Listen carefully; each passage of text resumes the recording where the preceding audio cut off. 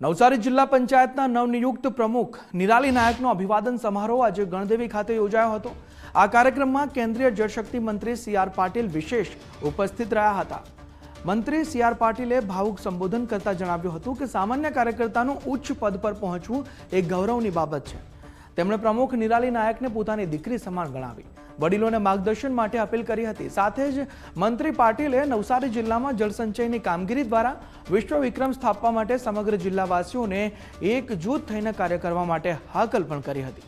નવસારીના વિકાસમાં જળ સુરક્ષા અને પર્યાવરણને પ્રાથમિકતા આપવાનો મંત્રીએ મંચ પરથી જ સંકલ્પ વ્યક્ત કર્યો હતો। કોઈ એક કાર્યકર્તા ધીમે ધીમે ગ્રોથ કરે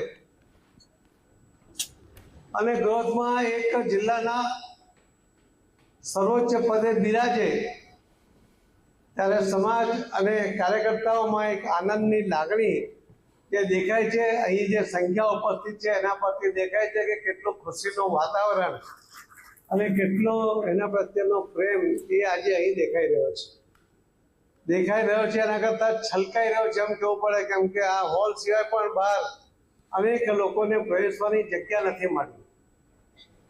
મારી દીકરી પણ સરપંચ હતી, બંને દીકરી, પછી એક દીકરી જિલ્લા પંચાયતની અધ્યક્ષ થઈ ગઈ, આજે બીજી દીકરી જિલ્લા પંચાયતની અધ્યક્ષ થઈ છે। દીકરી છે મારી અને લાગણી છે કે એમને જેવી લાગણી આપી છે કે જો હું આ જવાબદારી પૂર્ણ કરીશ તો હું મારી જવાબદારી પૂર્ણ કરીશ એવી પ્રયત્ન કરીશ। મારા સંગઠનો, જિલ્લાના સંગઠનો, તાલુકાના સંગઠનો સાથે સહકારથી અને માર્ગદર્શનથી હું આગળ વધીશ અને મારી જવાબદારી પૂર્ણ કરીશ। અને પાટીલ સાહેબ એવું કીધેલું કે જળ સંચયની જે યોજના છે તે હજી ચાલી રહી છે, તે અમારા ગામમાં તો થઈ જ રહી છે, પણ બીજાના ગામમાં પણ થશે એવી હું કોશિશ કરીશ, પ્રયત્ન કરીશ કે લોકો જળ સંચયની યોજના જે છે જે કરવાની છે તે